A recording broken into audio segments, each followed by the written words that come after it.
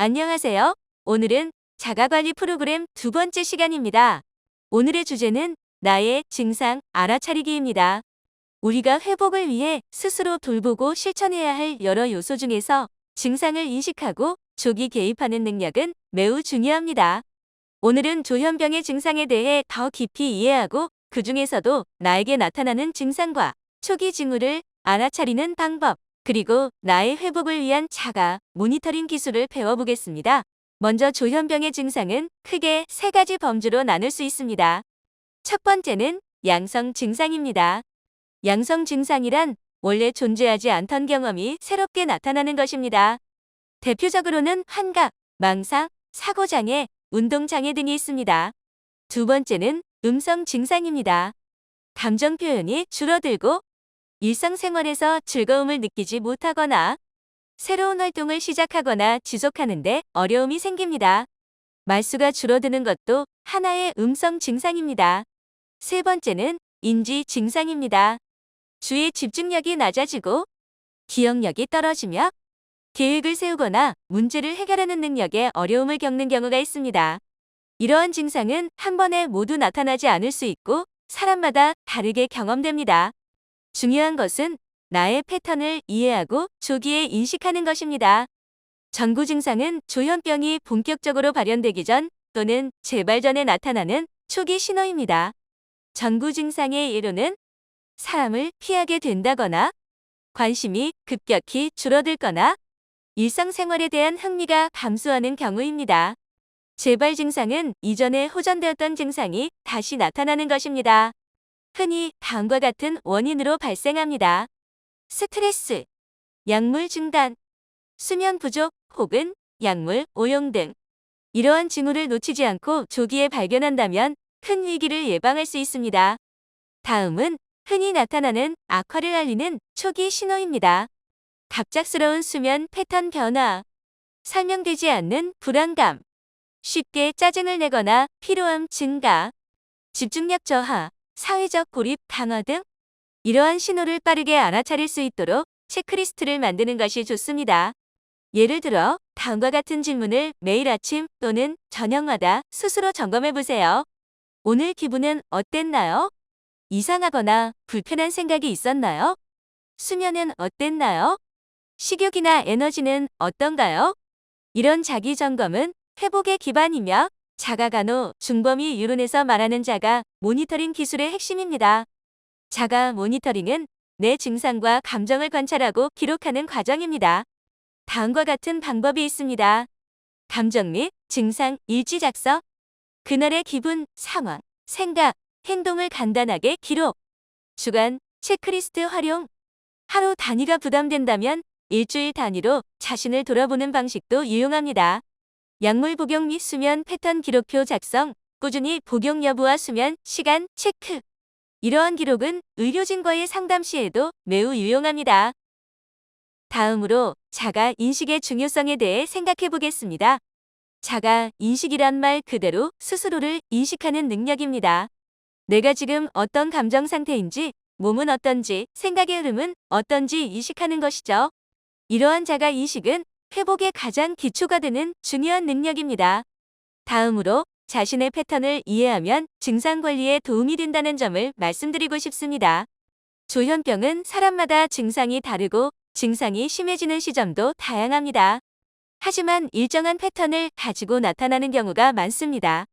예를 들어 수면이 줄어들거나 스트레스가 많을 때 망상이 심해진다든지 식사를 거르면 예민해진다든지 하는 식입니다. 이런 나의 패턴을 알고 있다면 증상이 심해지기 전에 미리 대처할 수 있습니다. 그리고 마지막으로 지식과 기술로 자신을 강화하는 것이 중요합니다. 우리는 이 프로그램을 통해 조현병에 대한 이해, 스트레스 대처법, 감정 표현법 등을 배워왔습니다. 이러한 지식과 기술은 단순한 정보가 아니라 내 자신을 보호하고 성장시킬 수 있는 무기입니다. 이번에는 보다 구체적으로 여러분 각자의 증상에 대해 생각해 보겠습니다. 첫 번째로 말씀드리고 싶은 것은 내가 겪는 증상은 사람마다 다를 수 있다는 것입니다. 어떤 분은 환청이 중심이고 또 어떤 분은 망상이 크고 또 다른 분은 무기력감이 주된 증상일 수 있습니다. 그래서 남들은 저렇던데 왜 나는 다르지? 하고 비교하지 않으셔도 됩니다. 나의 증상은 나만의 경험으로 존중받아야 합니다. 두 번째, 과거 경험을 되돌아보며 주로 나타났던 증상을 떠올려 보는 것이 중요합니다. 예를 들어, 최근 6개월 또는 1년을 돌아봤을 때 내가 힘들었던 시기엔 어떤 증상이 있었는가? 그때 나는 어떻게 반응했는가? 세 번째는 언제, 어떤 상황에서 증상이 심해졌는가? 하는 질문입니다. 스트레스를 많이 받을 때, 잠을 못 잤을 때, 가족과 다툰 후, 이렇게 촉발 요인을 알아두면 예방과 대처가 훨씬 쉬워집니다. 그리고 마지막으로 반복되는 패턴은 무엇인가? 를 살펴보는 것도 중요합니다. 예를 들어, 반복적으로 누군가 나를 해치려 한다는 망상이 떠오른다면 그 상황의 배경과 감정을 함께 살펴보는 것이 좋습니다. 이제 곧 여러분 각자가 자신의 증상과 패턴을 정리해보는 시간을 가질 예정이니 지금 이 내용을 바탕으로 자신을 돌아보는데 도움되시길 바랍니다. 증상을 의료진에게 잘 설명하는 것은 치료에 매우 중요합니다. 다음과 같은 팁을 기억하세요. 구체적이고 솔직하게 이야기하세요. 기분이 나빴어요 보다는 잠을 거의 못 잤고 하루 종일 두통이 있었어요 라고 말하는 것이 더 정확합니다. 메모를 활용하세요. 감정일지나 체크리스트를 보여주면 훨씬 도움이 됩니다. 자신의 우려사항을 부끄러워하지 말고 말하세요. 의료진은 여러분을 도와주기 위해 있습니다. 약물은 조현병 증상을 관리하는 가장 핵심적인 수단 중 하나입니다. 약을 복용하다 보면 부작용이나 피로감 등으로 인해 중단하고 싶은 마음이 생길 수 있습니다. 하지만 중단은 급격한 악화를 초래할 수 있습니다. 병원에서는 단순히 약을 처방받는 것 이상으로 정기적인 상담을 통해 상태를 평가하고 부작용, 우려 사항을 논의하며 생활 습관까지 함께 점검할 수 있습니다. 내 증상을 의료진에게 설명하는 방법. 증상을 의료진에게 잘 설명하는 것은 치료에 매우 중요합니다. 다음과 같은 팁을 기억하세요. 구체적이고 솔직하게 이야기하세요. 기분이 나빴어요 보다는 잠을 거의 못 잤고 하루 종일 두통이 있었어요 라고 말하는 것이 더 정확합니다. 메모를 활용하세요. 감정일지나 체크리스트를 보여주면 훨씬 도움이 됩니다. 자신의 우려사항을 부끄러워하지 말고 말하세요. 의료진은 여러분을 도와주기 위해 있습니다. 회복은 혼자 하는 것이 아닙니다. 가족, 친구와의 소통, 정신건강복지센터, 자조모임 등 지역사회 자원 활용은 여러분의 회복에 큰 힘이 됩니다. 이제는 직접 실습해볼 시간입니다. 지난 일주일간 뇌 상태를 돌아보며 어떤 증상이 있었나요? 그때 무엇을 하고 있었고 어떤 기분이었나요? 지금부터 함께 증상 체크리스트를 작성해 보겠습니다. 오늘 우리는 조현병의 주요 증상, 초기 징후, 자가 모니터링 기술에 대해 배웠습니다.